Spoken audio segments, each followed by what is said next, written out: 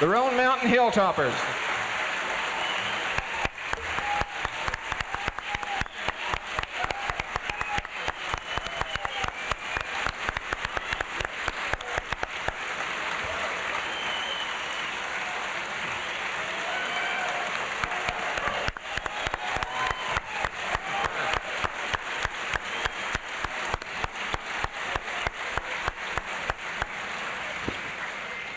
Okay, well, you all might be interested in knowing another interesting fact here, that this concert is being recorded tonight by the Smithsonian Institution up in Washington, D.C. Possibly before too long we'll be seeing some of the results of this on an album or a CD.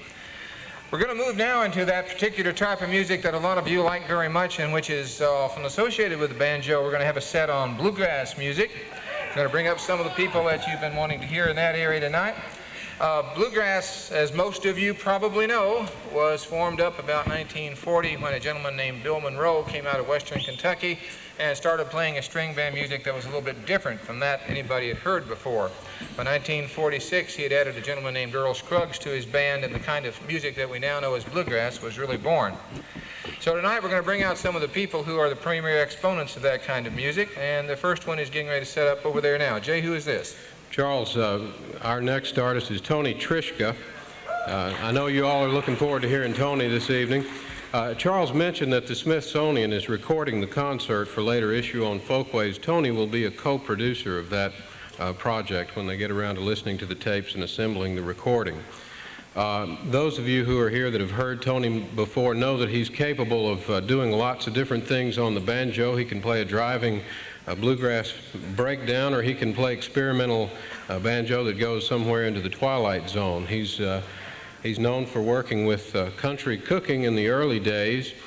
Bill Keith was a major influence on Tony, and he has recorded with his group Skyline albums for Flying Fish.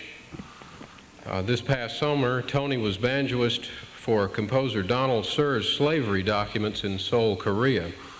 Won't you please make welcome Tony Trischka. Thank you. Just get these mics set here. You having a good time?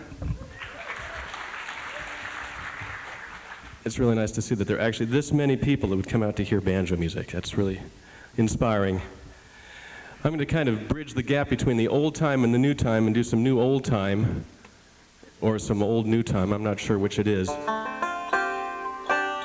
I'm going to do a tune that, actually a medley of 3 tunes. First is a tune that Norman Blake wrote.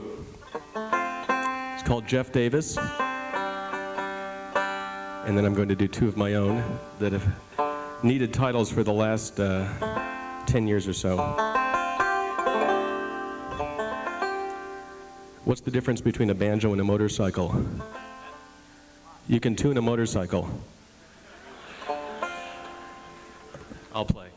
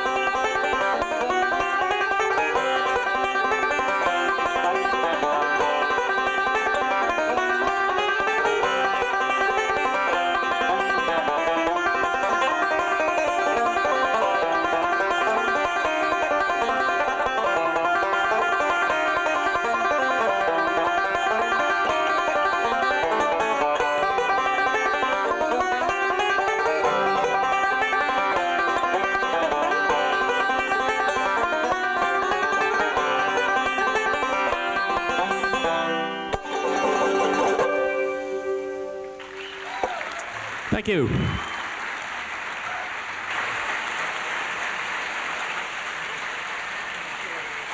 Tony Trischka. In December 1946, two young men stepped up to a microphone at radio station WCYB in Bristol, Tennessee, and they launched a brand new wake-up show called Farmin' Fun Time. By dawn the next morning, people throughout the rural areas of Virginia and Tennessee woke up to a special sound of duet music that was unlike any they'd ever really heard before, and some of them sensed at that time that a new legend in bluegrass music was being born.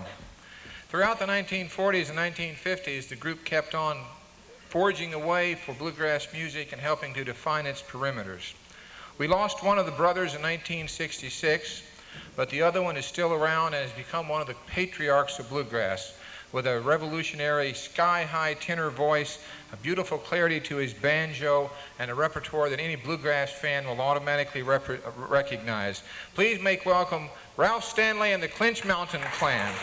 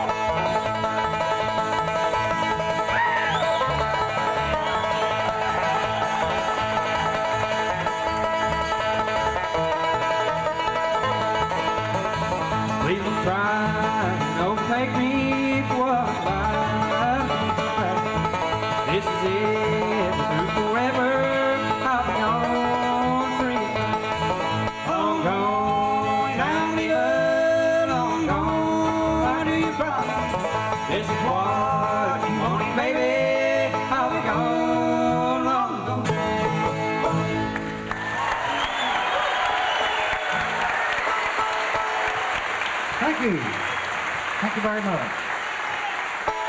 Thank you, ladies and gentlemen. It's good to be here with you, and that was a tune called Long Gone, one of our latest releases. And the next number we're going to do is a tune that I wrote in 1955 and recorded. And I would like to tell you, just a few minutes during the intermission, we will be out there with our records and tapes in the lobby. Here's the Clinch Mountain backstep.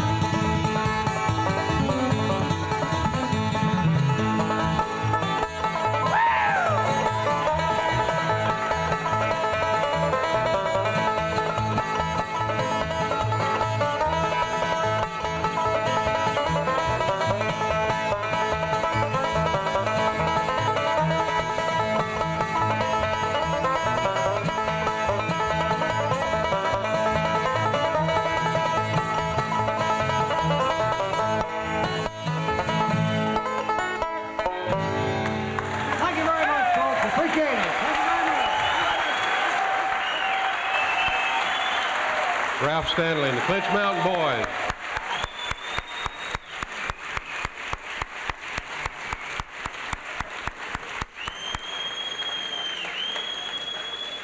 That was wonderful.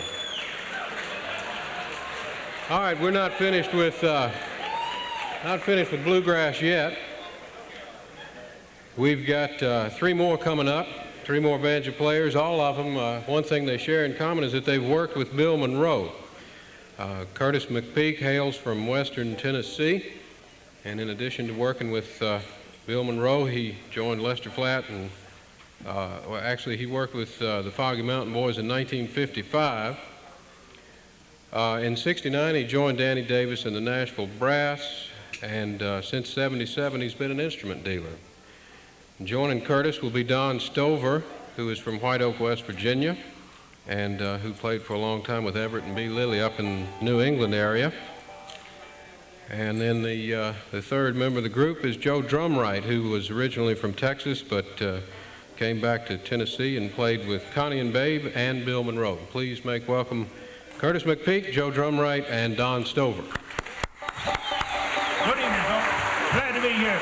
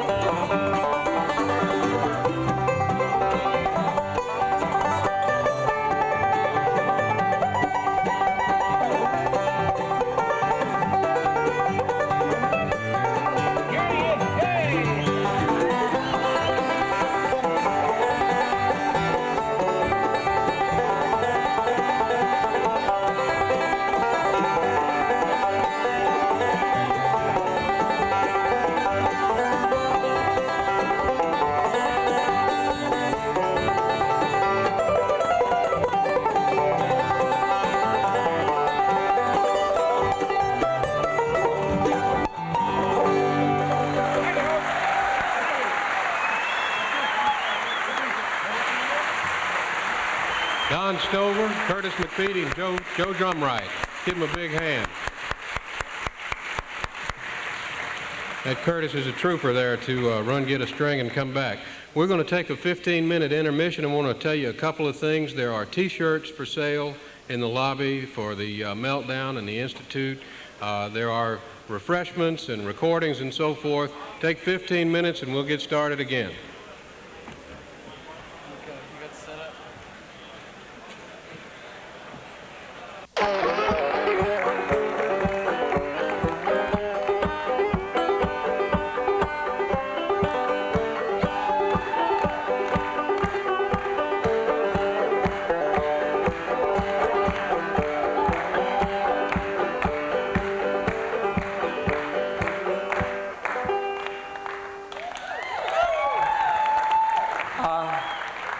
A few years ago, some friends of mine and I drove from Chicago, where I'm from, to Squitters Mountain, Tennessee, for 48th Annual Squitters Mountain Song, Dance, Folklore Convention and Banjo Contest. And I went there to learn about some old-time music. But there are people there who knew all about it. People have been listening to the Grand Ole Opry all their lives. They'd heard bands with names like Uncle Dave Macon and the Fruit Jar Drinkers and Skillet Lickers and Dr. Smith's Champion Horsehair Pullers. They've been playing banjos and fiddles and guitars and panpipes and harmonicas and dulcimers and auto harps all their lives. And they knew the melodies. And the friends I went with did a rotten thing. They entered me into the banjo contest. I don't see them anymore. 3,000 people at this thing, and 4 stone-faced judges sitting off the side of the stage. White shirts and black suits and dark skinny ties, sitting in these Black & Decker lawn chairs. Right over here was a big silver cup that said, the 48th Annual Squitters Mountain Song, Dance, Folklore Convention and Banjo Contest. Or there's no way out, so I assumed the position. Looked at the judges, and I figured, well, I'll play a flash version of Old Joe Clark. That'll get them. Start going like this.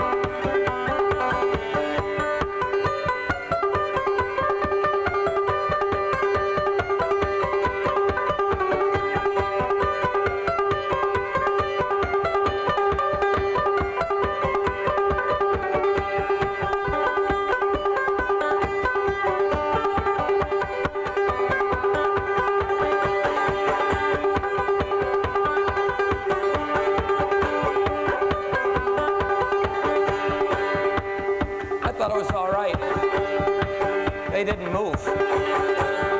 I thought, well, all right, I'll play a flash version of A Soldier's Joy. That's a good country tune. I'll play that.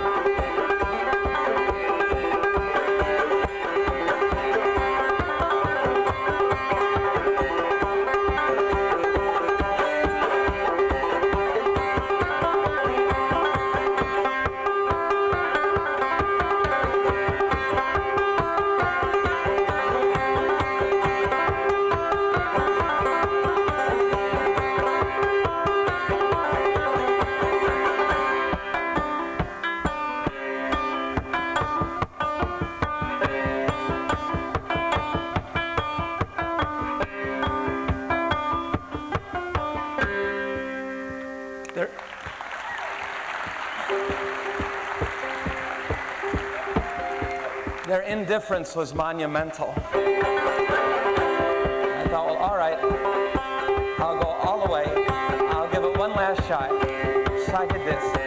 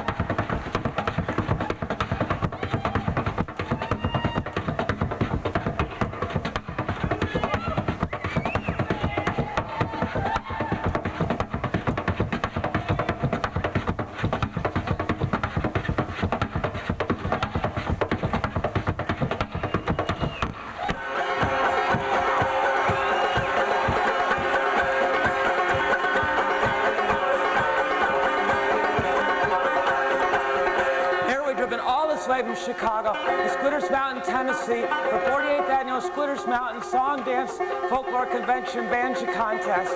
And you know, I didn't win that thing.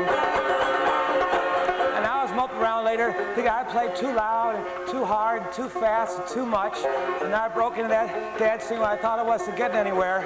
And one of the judges came up to me and he said, "Seen you play, boy?" And I said, "Yes, sir."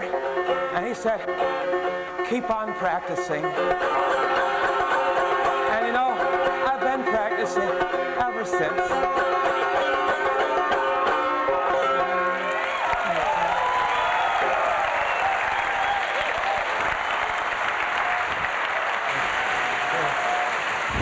Ladies and gentlemen, this is Stephen Wade.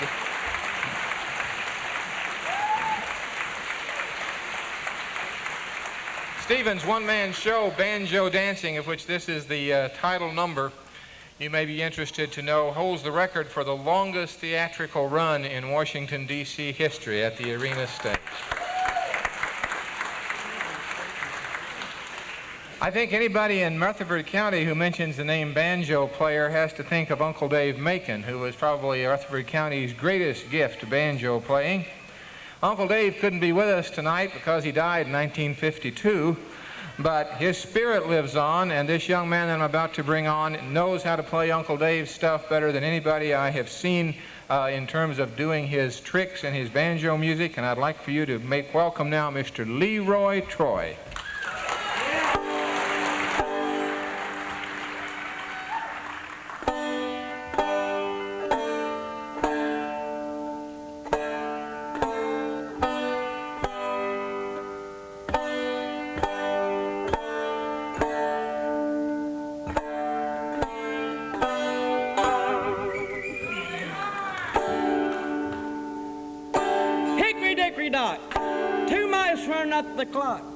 The clock struck one, the other got away.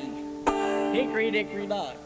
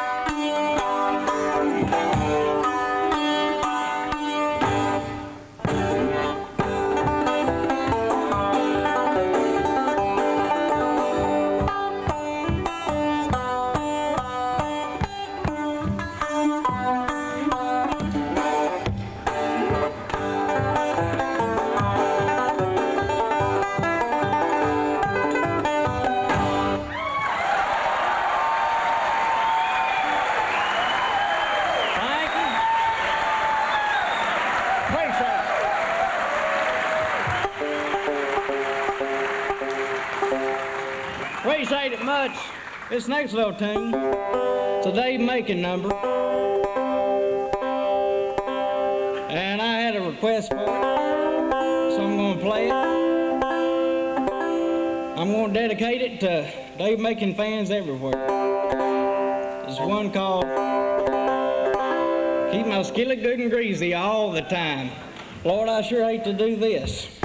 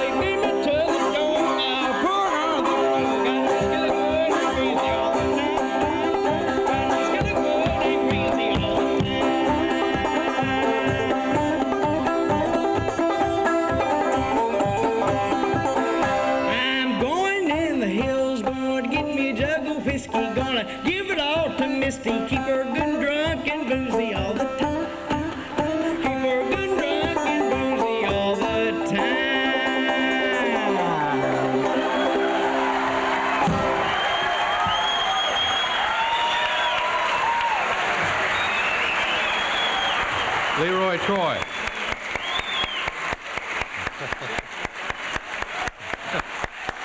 Thank you, Leroy.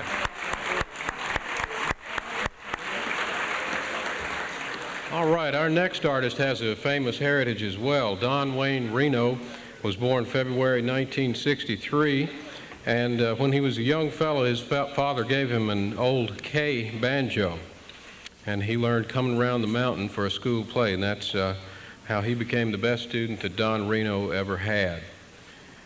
Don began to perform with his father at age 13 while Bill Harrell was still with the group, playing father and son banjo duets on Dixie Breakdown, Banjo Signal, or Remington Ride. He's still working today and recording. He's right now exploring a rock and roll project at LSI Studios in Nashville. With him is Eddie Adcock and the Eddie Adcock Band. Please make welcome Don Wayne Reno.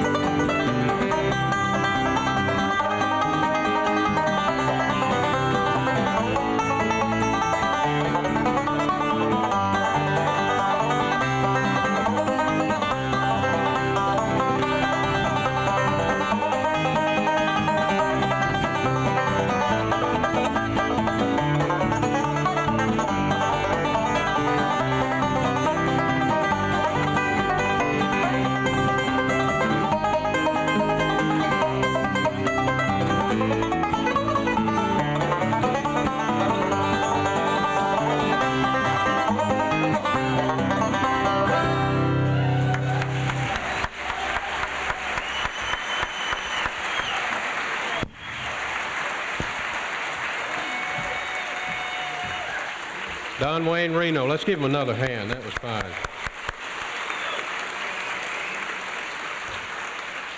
All right, next up we have another one of the trios that we've been featuring this evening. This particular trio will include Doug Dillard.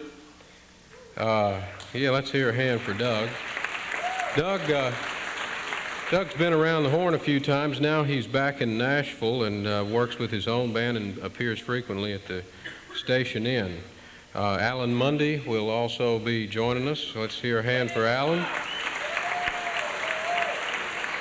I know you all, those of you who are banjo fans, are familiar with all these fellows, and the third member of the ensemble comes originally from Columbus, Ohio. He played on the WWVA Jamboree with Red Allen and Frank Wakefield, and he moved to Los Angeles just as Alan did. That's John Hickman. Let's hear it for John Hickman. Each of these fellows, as you know, is innovative in one way or another, and I think we're in for a big treat. Would you please make welcome Alan Mundy, Doug Dillard, and John Hickman.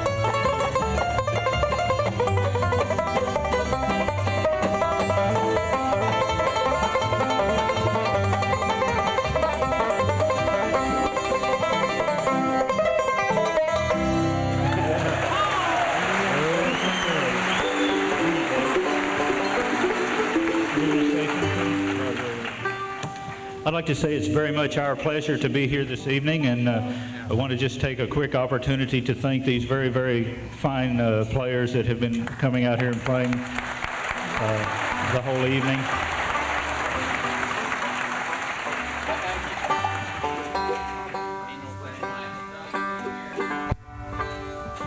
Number 7. It's on now. It's on now.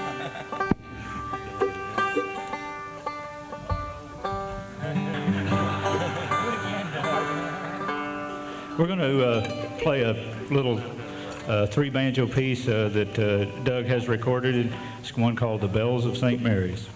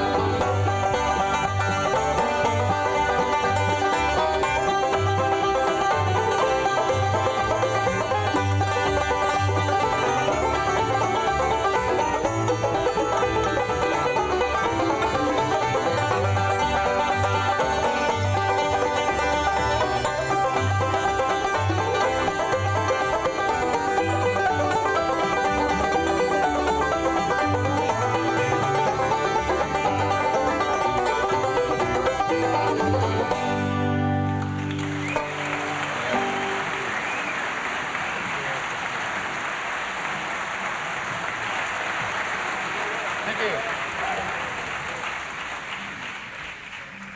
Okay, the next section we're getting ready to set up for is going to spotlight some of the early banjo pioneers who have, well, not early banjo pioneers, current ones who are spreading the news about banjo music on radio and television. So we're going to bring out some radio and TV stars here.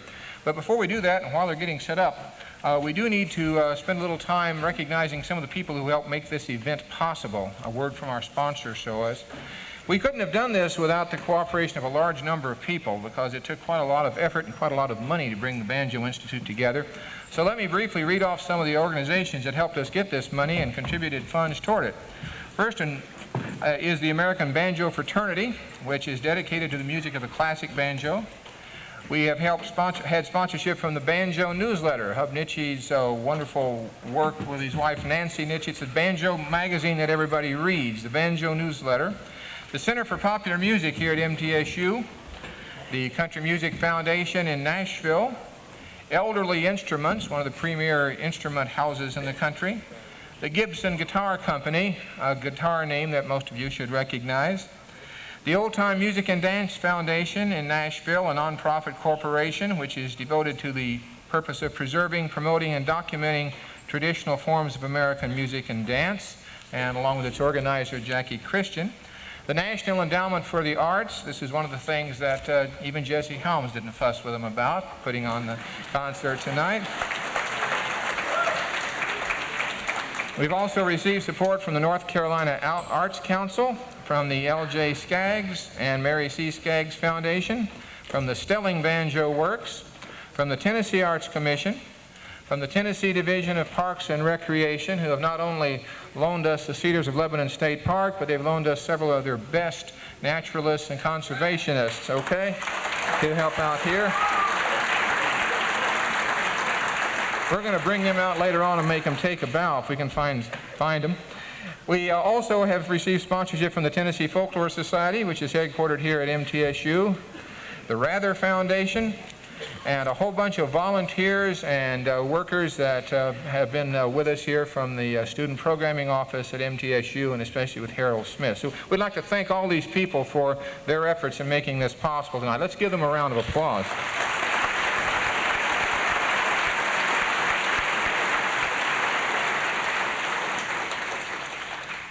Okay, the young man that we're getting ready to bring out now is somebody that should be very familiar to all of you. He is one of the people who has taken the traditional banjo music and, in fact, traditional American music in general and given it a very, very wide audience. And this is in no small way due to his own incredible skill, his personality, and his musical abilities.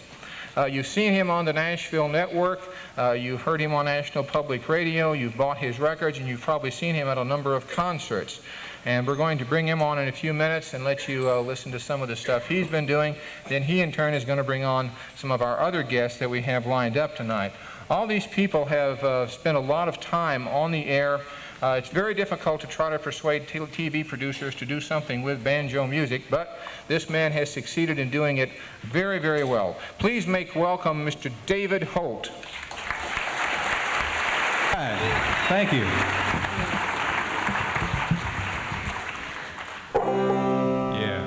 What a great night it is. This sort of reminds me of the time I was in Nepal, a little country at the foot of the Himalayas, and I got up on stage and I said, I'm just tickled to death to be here. The interpreter thought about it for a minute and said, he scratches himself till he dies just to be with you.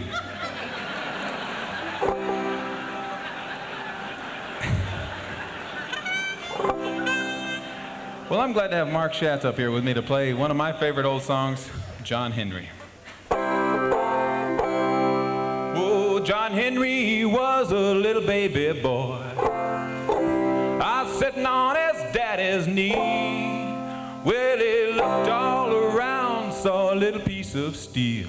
He said, that steel's gonna be the death of me, Lord, Lord. That steel's gonna be the death of me. That boy grew up to be a steel driving man, strongest ever seen, swinging 12 pounds from his hips on down just to hear that old hammer ring. Lord, Lord, he can make that old hammer ring.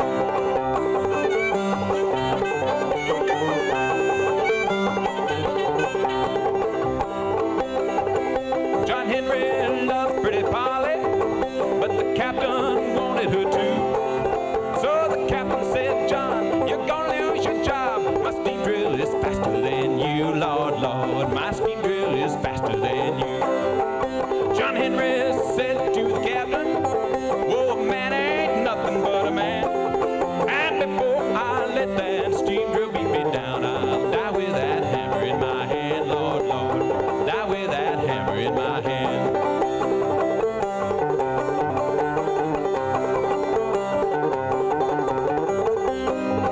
Well, the sun was hot and burning as the work crew all gathered around. The captain fired up his new steam drill when John Henry brought that hammer down. Sound like this.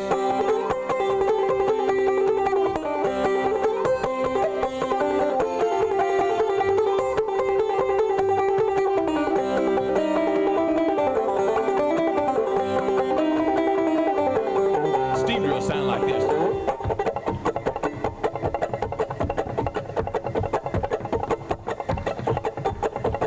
Well, the steam drill driving on the right side, John Henry driving on the left. John Henry beat that old steam drill down, but he hammered his fool self to death, Lord, Lord. He hammered his fool self to death. Now they took John Henry to the tunnel, and they buried him in the sand. And every time Polly comes a-walking by, she says, there lies my steel driving man, Lord, Lord. There lies my steel driving man. There lies my steel driving man, Lord, Lord. There lies my steel driving man. Thank you. Mark Schz.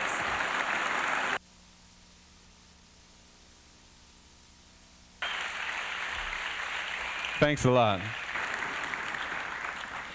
In the 1930s, the Ambergy sisters got together to play old-time mountain music. They played at Renfro Valley Barn Dance, played all around through the southern mountains, and then they split up, and they went their own separate ways. Gene Chappell went on to write some rock and roll hits.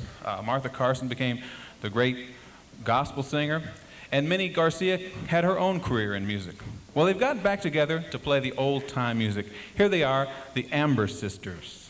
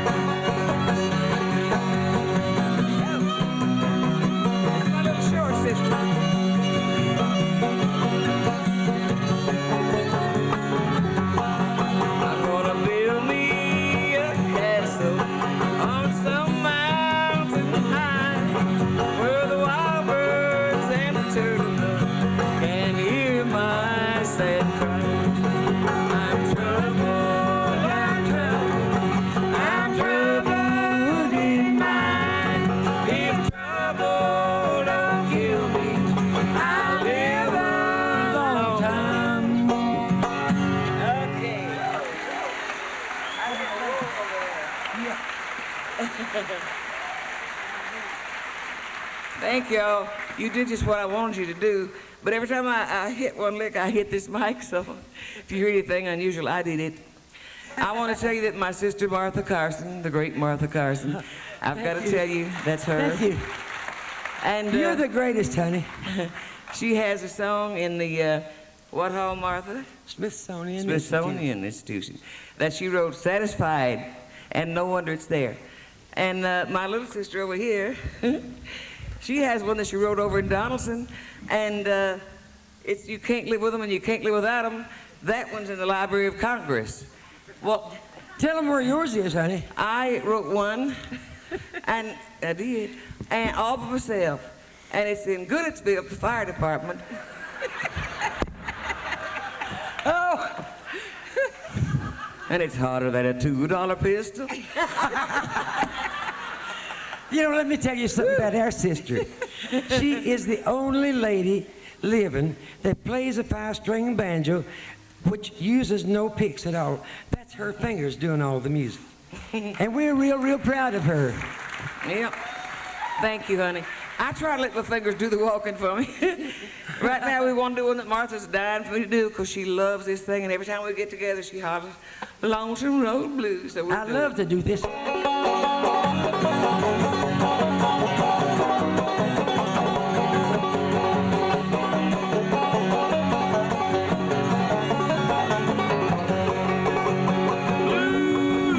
Lonesome Road Blues, got them on Lonesome Road Blues. Blues, Lonesome Road Blues, and ain't gonna be sweet this way. Well, feed me on cornbread and beans. Feed me on cornbread and beans. It's good. Feed me on cornbread and beans. And ain't gonna be treated this way. Blues, Lonesome Road Blues, got them on Lonesome Road Blues. Blues, Lonesome Road Blues, ain't gonna be treated this way.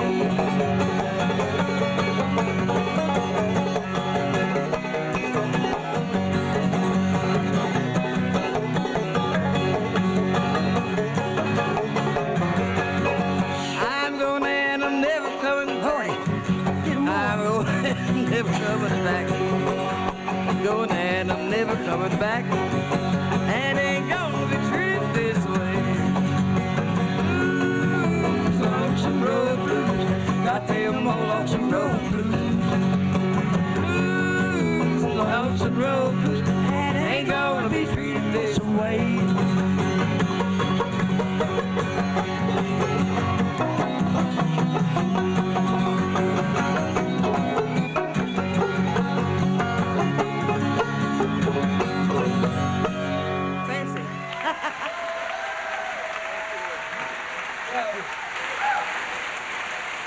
Okay, Jean Chappell, the Amber Sisters.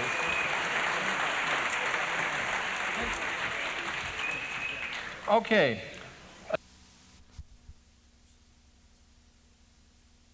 Keep the banjo alive during that period and gave it artificial respiration or whatever and kept it going. And they managed to give the banjo a new lease on life when it was rediscovered by the Bluegrass people back in the 1940s. The first one that we're going to bring out is a gentleman who comes from a little town up in Kentucky called Niagara. I don't know if any of you know where Niagara is. Is anybody out there from Niagara or from Kentucky? Anyway, he is the most famous son of Niagara, Kentucky. He started out as a person who billed himself as the sweet singer of old songs, and he yodeled and played the guitar and appeared on the radio. Sometime about 1936 or 37, he met a remarkable young woman banjo player named Cousin Emmy, and he was fascinated with the way this girl could play the banjo. And he kept chasing after her and pursuing her and begging her to teach him how to play the banjo until finally she taught him. And he became a foremost exponent of the banjo. He came to Nashville in 1946, recorded some of his first records, and joined the Grand Ole Opry. I'm especially fond of telling his story because I was privileged to be able to write his biography with him a few years back, and I learned a lot about him and learned to respect him a great deal. Not only does he have a fondness for the old-time banjo, and not only is he one of the most famous comedians in the country, but he is a true gentleman, and he has a great passion for the old, authentic, traditional music, and especially for the old songs he plays. He spends a great deal of his time researching old songs. He's a good historian in his own right, knows a lot about them, finds out stuff that he doesn't know how, and as a result, he comes up with some of the most interesting and original old-time songs of anybody around today. I'm going to bring him out here now to let him do a number by himself, and then he's going to bring his family on. Please make welcome Grandpa Jones.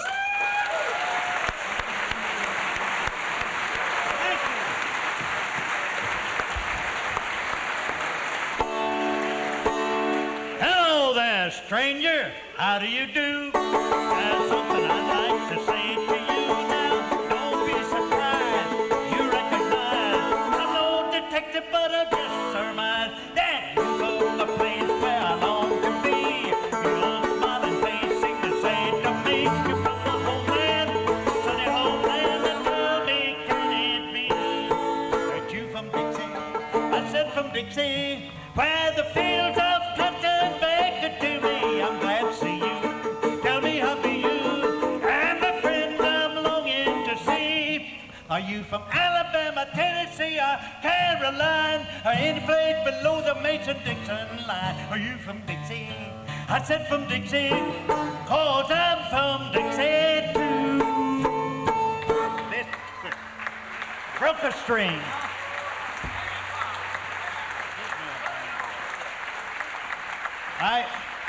You know, when you want to do good, you break a string.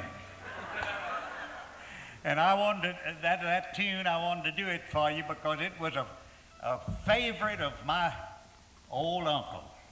And I mean my favorite uncle. Everybody liked him. He was a fine old man, and he passed away not too long ago, and I was out there at the cemetery, and after everything was over with, why, the undertaker come up to me and looked me over and said, "Oh boy, there ain't much use you going home, is it?"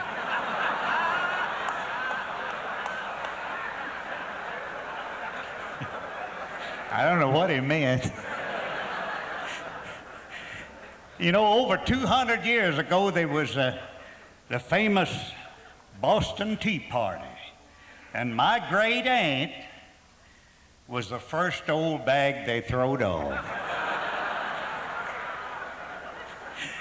And I don't know what I'm going to do out here because I haven't got a banjo. What do we do, boys? Can you get me a banjo? Maybe it's a good thing, because I don't play too good. But I was reading in a poultry magazine the other day where there's a fellow over here at one of these colleges had invented a machine about that long where you could tell whether an egg, when it hatched out, was going to be a hen or a rooster. Well, I can tell you a much quicker way to do that. You don't need a machine. You just take the first day the little chickens come out of the shell, and you sprinkle a little bread down in front of them, and the little chickens come up to eat. Now, if he eats it, it's a rooster, and if she eats it, it's a hen. That'll work every time. Okay.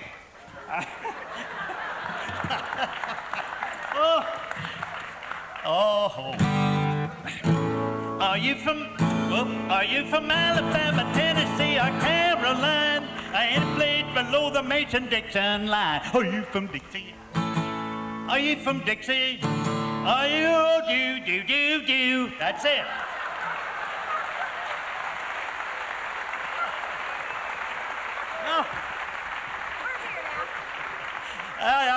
I'm glad you fellas come out to help me. This is Ramona, and that is Lisa. So I'll just have to second after you. Well, Grandpa was going to play the banjo, but since you broke a string, we'll go ahead and do the song we're going to do, and it's called Soldier's Joy.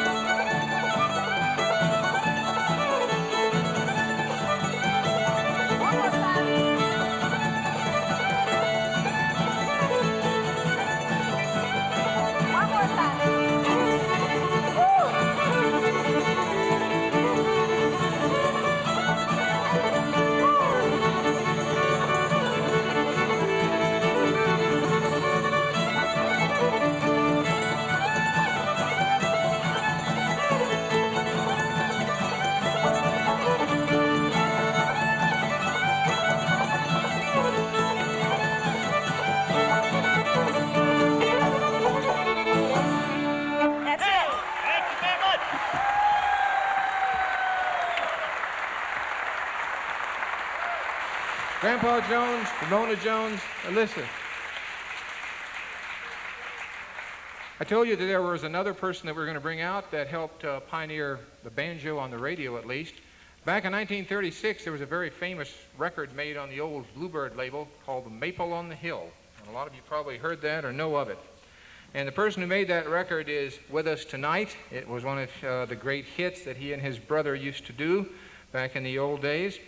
They won nationwide fame that was great enough that in 1941 they were invited to the White House to perform for Franklin and Eleanor Roosevelt.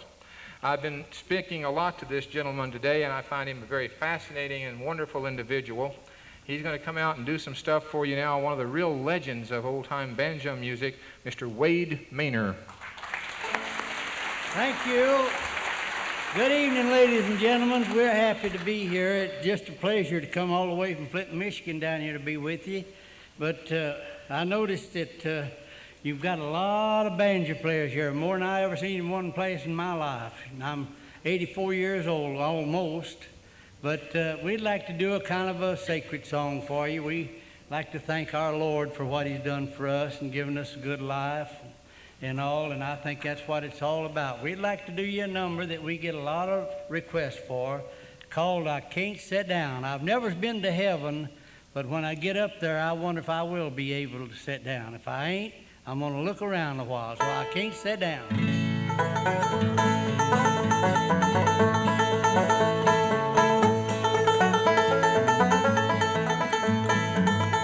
Sit down. Oh, can't sit down. Sit down. Oh, can't sit down. Why don't you sit down? Well, I can't sit down. I just got to heaven and I gotta walk around. Sit down. Oh, can't sit down. Sit down. Oh, can't sit down. Why don't you sit down? Well, I can't sit down. I Just got to heaven and I gotta walk around.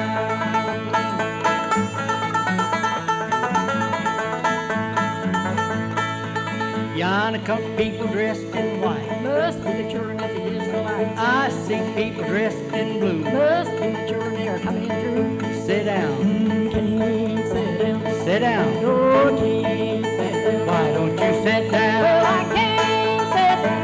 I Just got to heaven and I gotta walk around. Sit down. Oh, can't sit down. Sit down. Oh, can't sit down. Why don't you sit down? Well, I can't sit down. I Just got to heaven and I gotta walk around.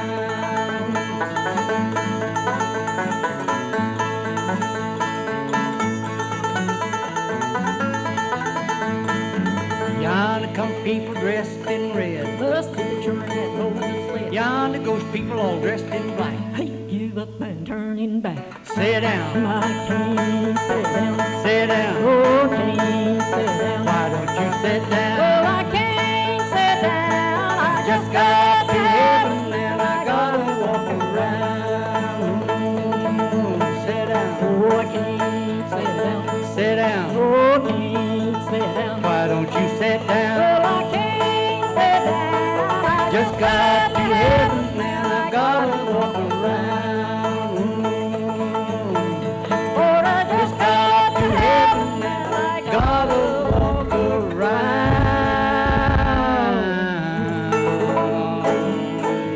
Thank you, ladies and gentlemen.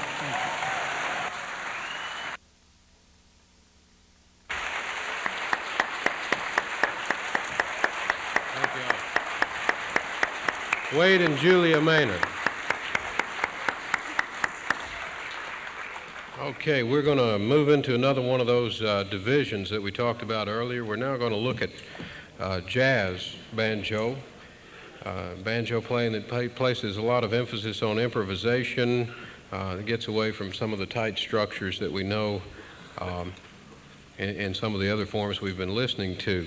First up is John Hartford. I just want to read you this. It says, in the past 12 months, three-time Grammy winner John Hartford has released his 20th album of new songs, an anthology of favorites, published a book designed to banjo, documented tunes from Tennessee fiddlers, started work on a new album, and earned a first-class river pilot's license. So he's been busy in the last year. Fellow has to stay busy to have accomplished as much as John has accomplished over the course of his career. You know that his Gentle on My Mind became a million seller for Glenn Campbell and won 2 Grammys for him, and is also one of the most played songs in popular music history. But we're here to hear him on the banjo. Please make welcome John Hartford.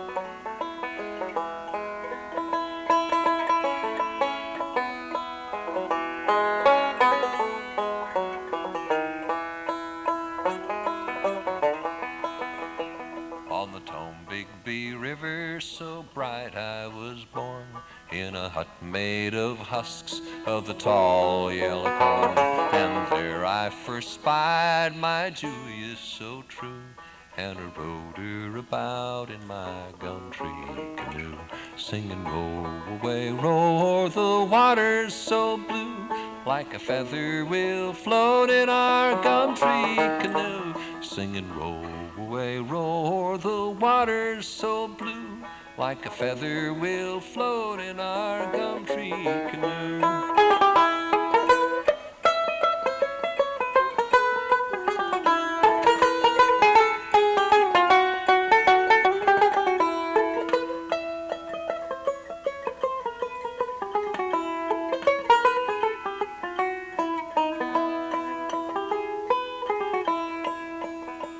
All day in the fields of soft cotton I'd hoe, and I'd think of my Julia and sing as I go. Then I'd catch her a bird with a wing of true blue, and at night sail around in my gum tree canoe, singing roll away, roar, the water's so blue, like a feather will float in our gum tree canoe, singing roll away, roar, the water's so blue, like a feather will float in our gum tree canoe.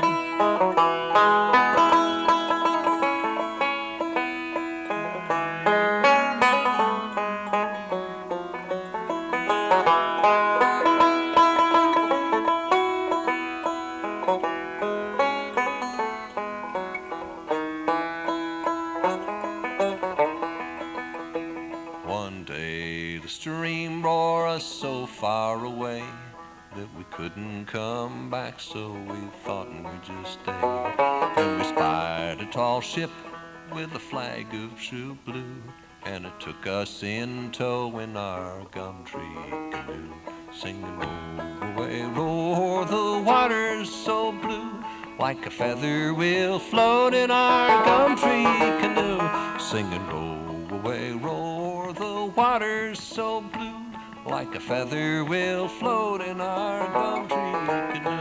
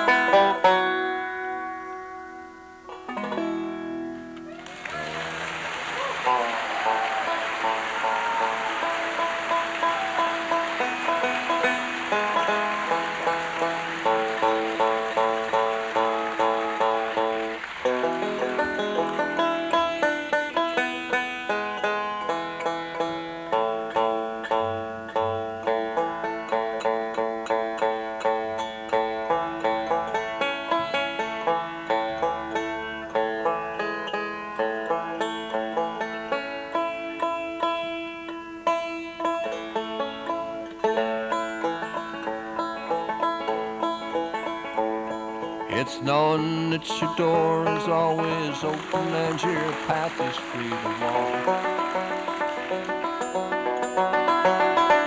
That makes me tend to leave my sleeping bag rolled up and stashed behind your couch.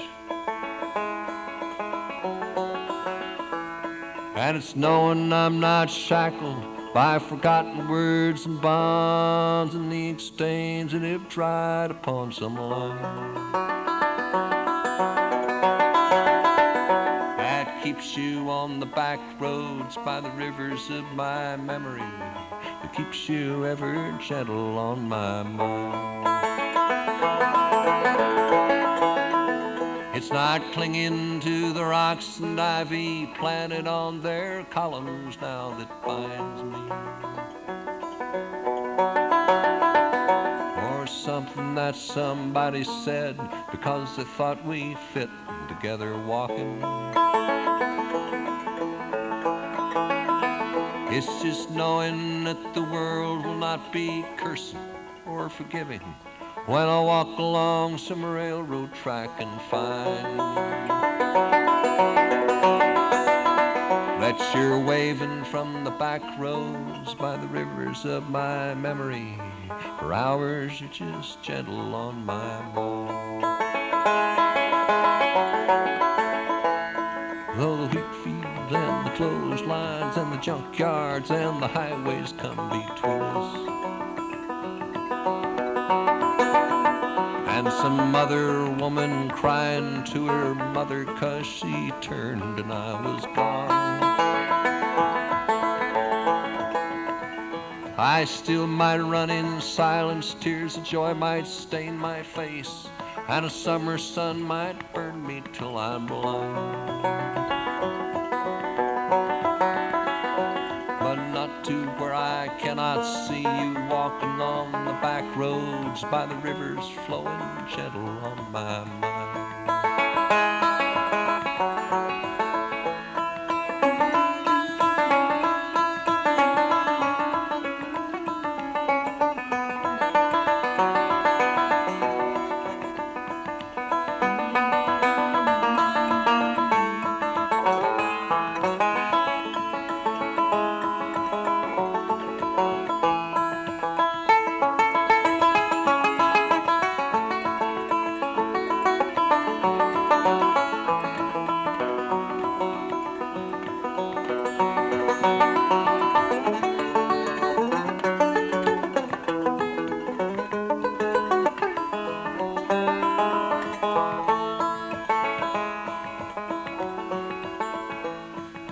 Dip my cup of soup back from the gurgling, crackling cauldron in some train yard. My beard a roughened in coal pile and a dirty hat pulled low across my face. Through cupped hands round a tin can I pretend to hold you to my breast and fun. That you're waving from the back roads by the rivers of my memory, ever smiling, ever gentle on my mind.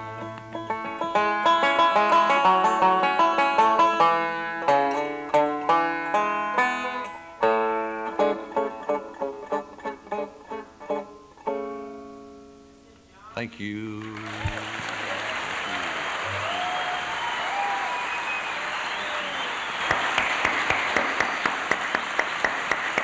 John Hartford.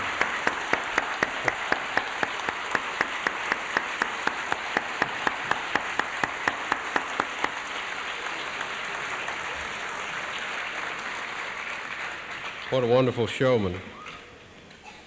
Next up is Danny Barker, who's also known as the Banjo King of New Orleans.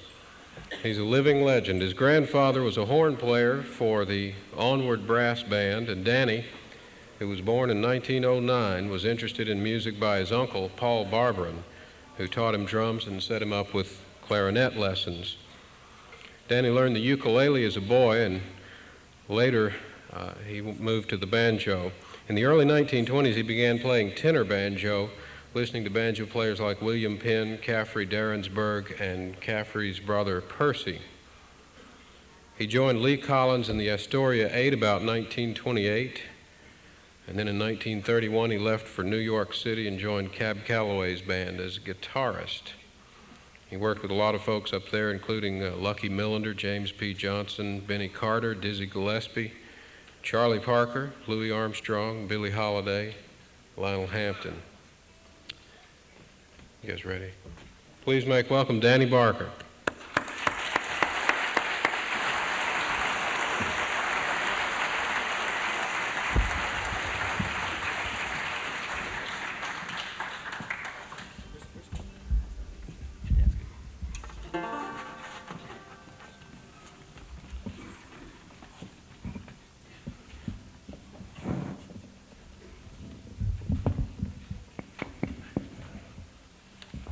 Got me in a bear trap behind all these great banjo players. I'm nervous.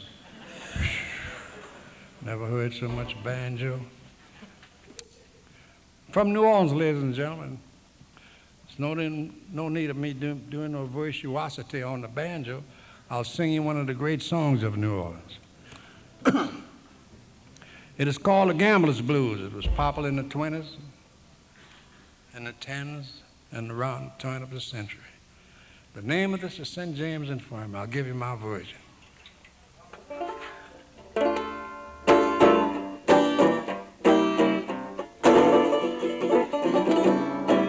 It was down in old Joe's barroom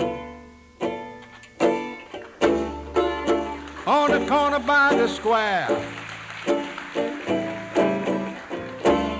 Drinks went around as usual, 'cause a goodly crowd was there. Off in a quiet dark corner, a little louder, with his eyes bloodshot and red just like mine, sat this wise and slick old-time ancient gambler, Bill Moynihan, and did all the words that the old man said. He said, I just come from up at the two-row infirmary. That's the infirmary in New Orleans. And I saw my poor baby laying there. Said them slick doctors and them double-breasted nurses had her stretched out on a long white table. Have mercy. She was so cold, she was so pale, she was so fair, laying there. Let her go, God bless her. Wherever she may be, up there or down below with the devil, she can look this cruel, cold, wide world over. But you'll never find another good providing sort of type of man like me again. When I die, I want you to dress me in straight-laced shoes, put my shoes on because I may have to run from the devil. I want a box-back coat and a Stetson hat. Put my hat on because the sinners in the fire might be falling. Put a $20 gold piece on my watch chain, so all my whiskey head friends will know I passed away standing pat. I want 16 snow white horses, no mules, no ponies, no jackasses, all horses. 16 chorus girls from the Ziegfeld Follies to sing and dance me a song. Put a jazz band on the top of my casket, on my coffin, to blow the Memphis blues as they slowly stroll along. Went down to the St. James Infirmary the second time because I didn't believe what I saw the first time. And sure enough, my poor dead baby was laying there with a sheet over her head. She looked like a gown man. I raised up the sheet and I said, darling, would you say some nice, kind words of consolation to me? She opened up one eye and said, get the hell away from here. Can't you see that I'm trying to pass away? Now that you have heard my story, Mr. Bartender, will you kindly pass me that bottle of Wild Turkey whiskey because I'm a chronic alcoholic. And if anyone should ask you what's my problem, you just tell them I've got those St. James Infirmary. Help me. Blue.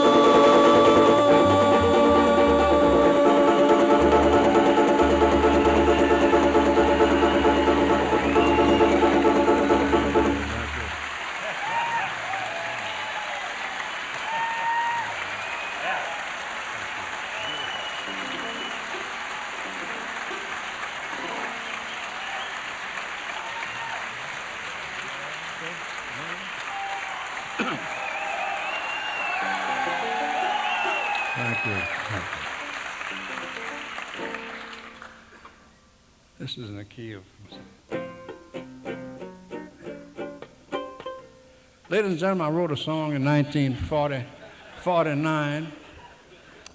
It was recorded by King Cole and Johnny Mercer, Capitol Records. The name of this song is Save the Bones for Henry Jones, because Henry don't eat no meat.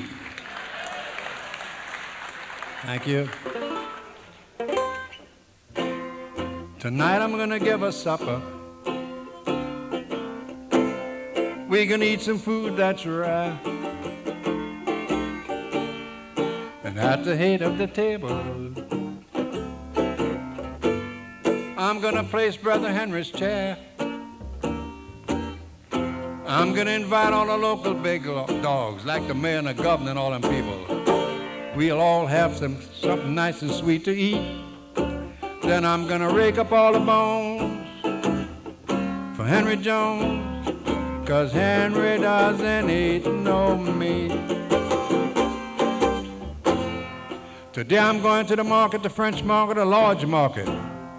I'm gonna buy a whole lot of fish, old fish, that will thrill Brother Henry, because fish is his special dish. I'm gonna get him a large can of molasses, so we all will have something nice and sweet to eat.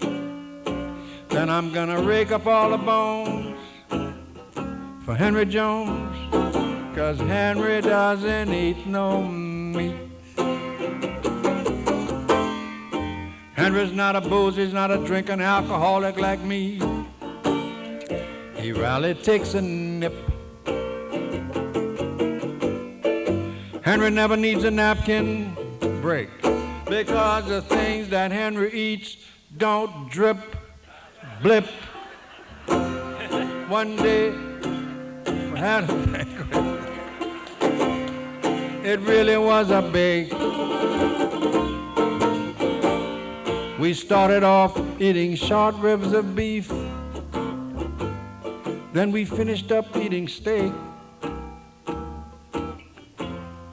But after the feast was over, Brother Henry just sat down in his seat like a gentleman. Tags. Then I raked up all the bones for Henry Jones, 'cause Henry doesn't eat no meat. He's a fruit man. Henry doesn't eat no meat. He's an egg man. Henry doesn't eat no meat. He's a vegetarian. Henry doesn't eat no meat. He likes the feet and the gizzard. Henry doesn't eat no meat. Ba ba ba ba ba ba ba ba ba. Yeah.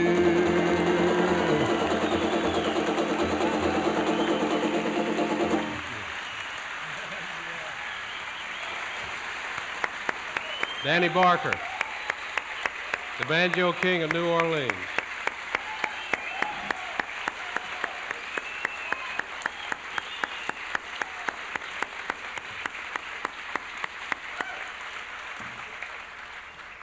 All right, we're going to continue with some jazz. This will be a little more the improvisation that I talked about earlier. Our next artist up is Pat Cloud, who is unique in his single-minded pursuit of jazz on the banjo. He was the first five-string banjo player to achieve wide-reaching command of the jazz vocabulary. Pat was born in Los Angeles in 1950 and discovered the banjo at age 13. By 16, he was soaking up the music of Doug Dillard, who was at the time the hot player in town. He has played with a number of different groups. From 74 to 75, he played in the New Tradition with Keith Whitley and Jimmy Goudreau. Accompanying him tonight, playing with him, and he will introduce his mate, is Buddy Wachter. Please welcome Pat Cloud and Buddy Wachter. Thank you. Thank you very much.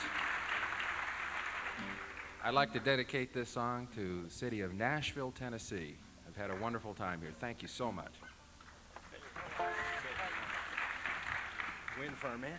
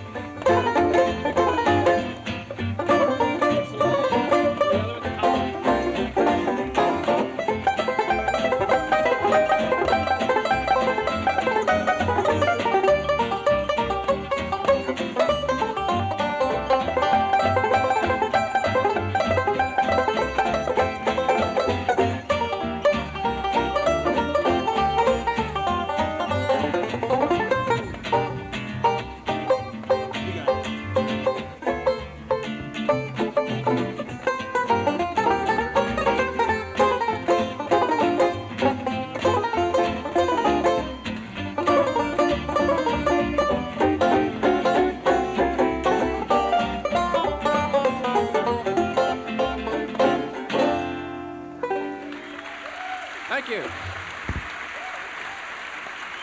Yeah.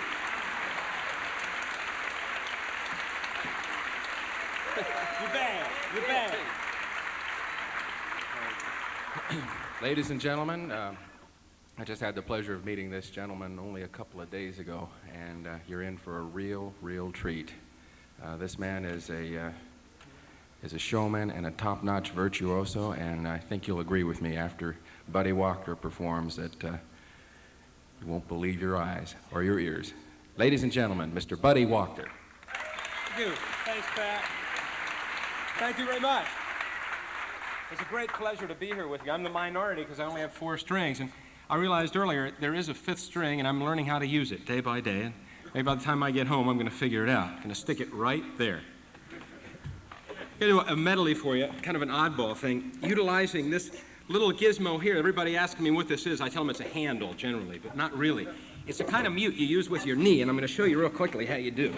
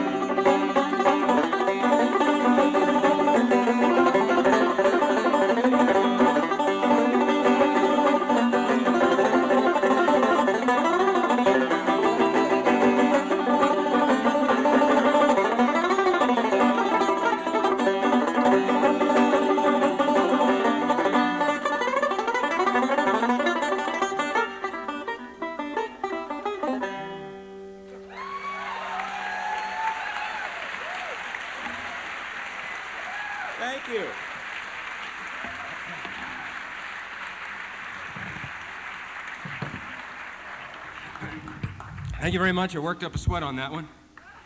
I'm doing a second number. That's a classical piece that I just put together.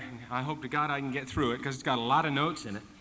And I'd like to bring out my new friend, Jerry, on the piano, who some of you know is the chairman of the piano department here at the university. How about a big hand for Jerry?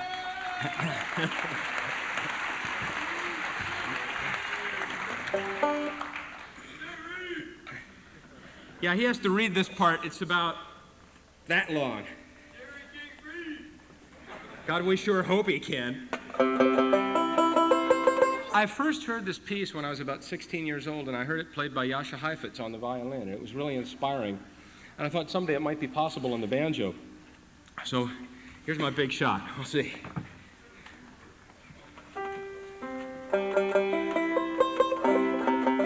Okay, no excuses. I'm in tune. I'm going to groan a lot, so I'll move this around.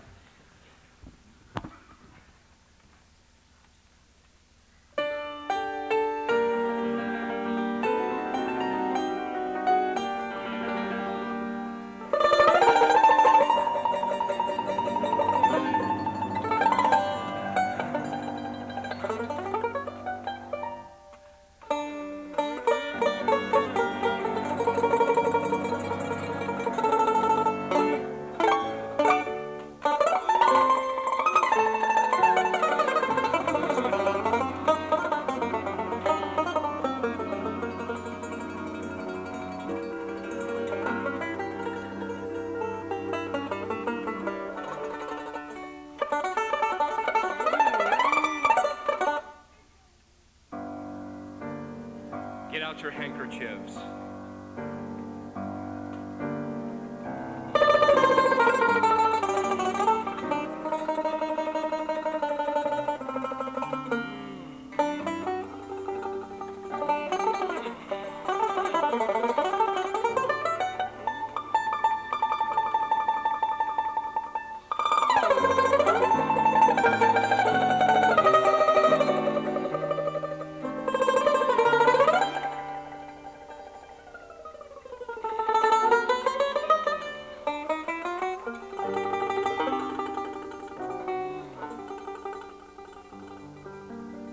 Here's a part you'll recognize.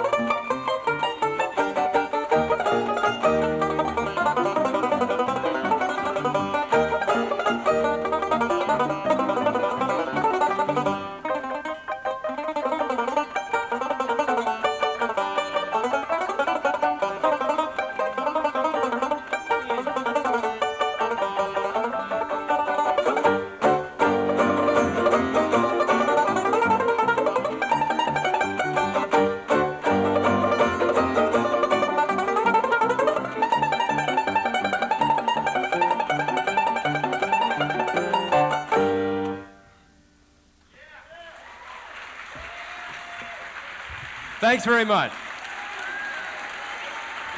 Really appreciate it. Thank you so much.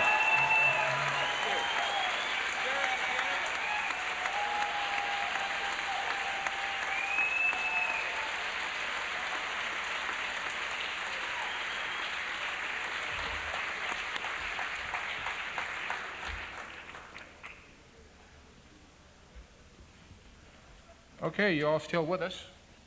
We're up to chapter 10. We've got 3 more sets to go tonight. The best is yet to come.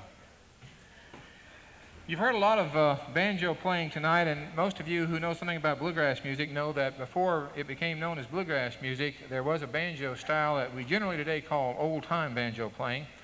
This is a kind of banjo music that came out of the southern mountains about 1920 and 1930, and eventually gave rise to bluegrass music.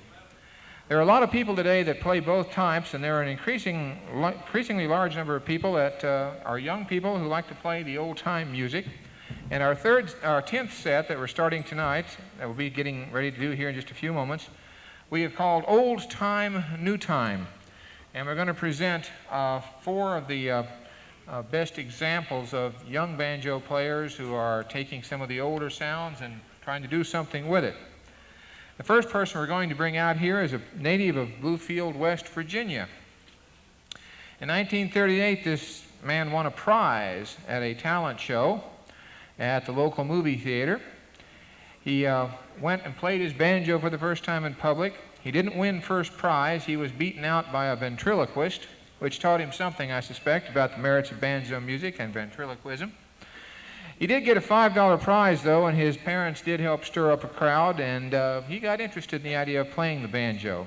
Turned out that his father was a carpenter and a woodworker, and he built his son a fretless banjo, a fiddle, and a couple of shotgun rifle stocks to keep. His biggest influence, though, was his grandfather, a man named William Washington George, who came to live with the family back in 1936. He had been born in 1856, and as this young man listened to his grandfather's music, he realized that he was picking up a type of music and a type of style that dated from before the American Civil War, which is reaching a long ways back. This young man continued to be an expert at that kind of music. He got into the Korean War, was drafted in the Army, learned how to play the bagpipes while he was in the Army, and after his discharge, received a degree in biology and began to go out to fiddling conventions and make music on his banjo. So we're going to bring him on tonight. He is a person that has done a number of albums on his own. He recently has appeared in the West Virginia album anthology called Banjo Legacy. He's going to be appearing and doing some of the kind of work we've been talking about. So I'd like for you now to help me make welcome Mr. Franklin George.